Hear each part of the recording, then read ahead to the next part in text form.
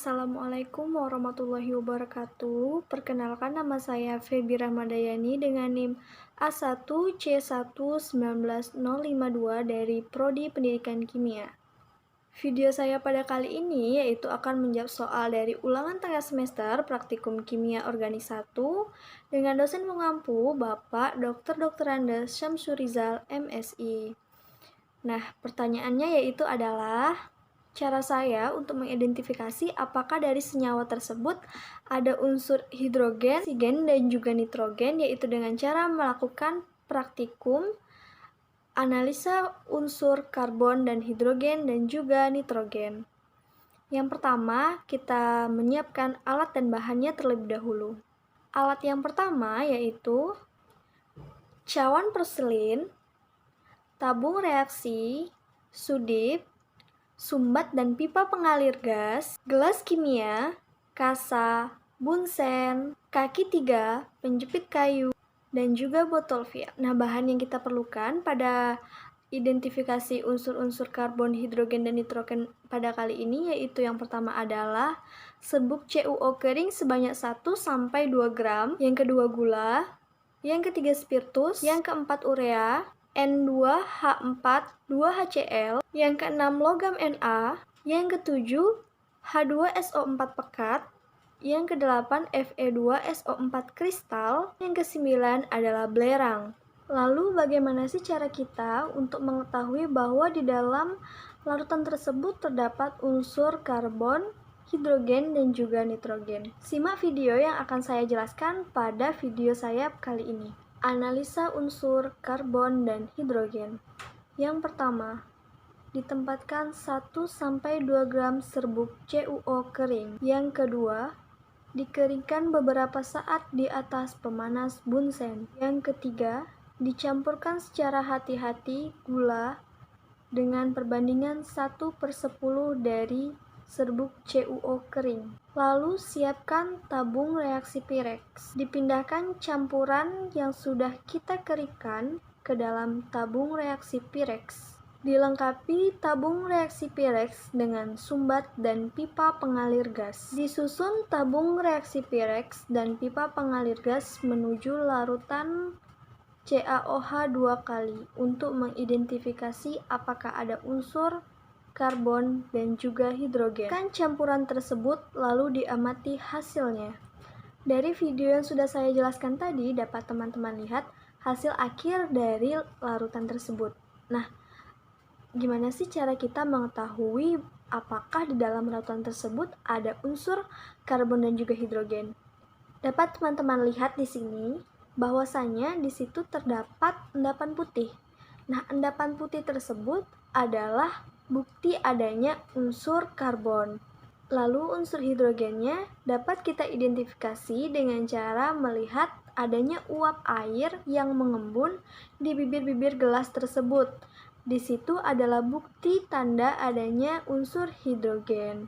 Nah, selanjutnya dapat teman-teman simak video untuk mengidentifikasi unsur nitrogen. Yang pertama yaitu kita preparasi sampel.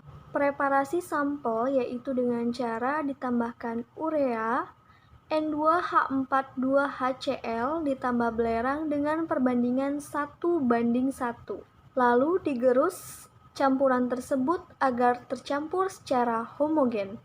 Disiapkan 3 batang logam Na dan dimasukkan ke dalam vial.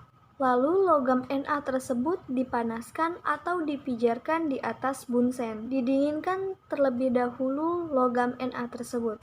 Ditambahkan campuran sampel tadi ke dalam logam Na dan dimasukkan ke dalam vial. Lalu dipijarkan kembali.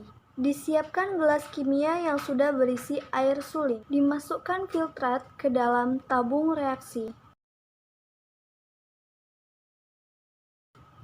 Ditambahkan FeSO4 kristal sebanyak 1,5 sendok spatula. Dipanaskan di atas penangas sampai mendidih. Ditambahkan beberapa tetes H2SO4 pekat. Lalu dipanaskan kembali. Diamati hasil akhirnya. Dari video yang sudah saya jelaskan tadi dapat teman-teman lihat hasil akhir dari percobaan analisa unsur nitrogen tersebut. Bagaimana sih cara kita mengidentifikasi apakah di dalam larutan tersebut terdapat unsur nitrogen atau tidak? Nah, dapat teman-teman lihat di hasil akhirnya di sini bahwa terdapat endapan biru berlin. Endapan biru berlin tersebut membuktikan bahwa adanya unsur nitrogen di dalam larutan tersebut. Dari hasil percobaan analisa unsur nitrogen, hidrogen, dan juga karbon, muncullah pertanyaan baru, yaitu berdasarkan data dan informasi yang sudah kita lakukan dari ketiga unsur tersebut, apa saja sih kelemahan dan perbaikan dari prosedur yang sudah saya jelaskan tadi? Pada prosedur yang sudah saya jelaskan tadi, yaitu terdapat adanya pembakaran logam Na di dalam vial. Kelemahan prosedur kerja dari yang saya jelaskan tadi yaitu kurangnya langkah pada saat analisa unsur nitrogen. Kurangnya prosedur tersebut adalah kurang teliti praktikan dalam melakukan percobaan yang dapat berpengaruh pada proses berjalannya sebuah praktikum. Perbaikan pada langkah prosedur kerja kali ini yaitu dengan menambah satu langkah lagi. Satu langkah tersebut adalah seharusnya sebelum logam Na dibakar, dikeringkan terlebih dahulu menggunakan tisu semua alat praktikum yang akan dilakukan atau yang akan diperlukan dalam percobaan ini. Karena sebagai seorang praktikan harus benar-benar teliti bahwasanya pada alat tersebut tidak ada air ataupun H2O. Apabila terdapat air di dalam alat yang digunakan, akan memicu terjadinya sebuah ledakan karena adanya reaksi antara logam Na dan juga air. Sehingga perbaikan prosedur kali ini yaitu harus mengeringkan semua alat dengan menggunakan tisu terlebih dahulu agar pada percobaan identifikasi unsur-unsur karbon, hidrogen, dan juga nitrogen dapat berjalan dengan baik. Itulah tadi jawaban saya untuk nomor 1 pada ulangan tengah semester praktikum kimia organik 1. Saya akhiri, wabillahi taufiq wal hidayah. Wassalamualaikum warahmatullahi wabarakatuh.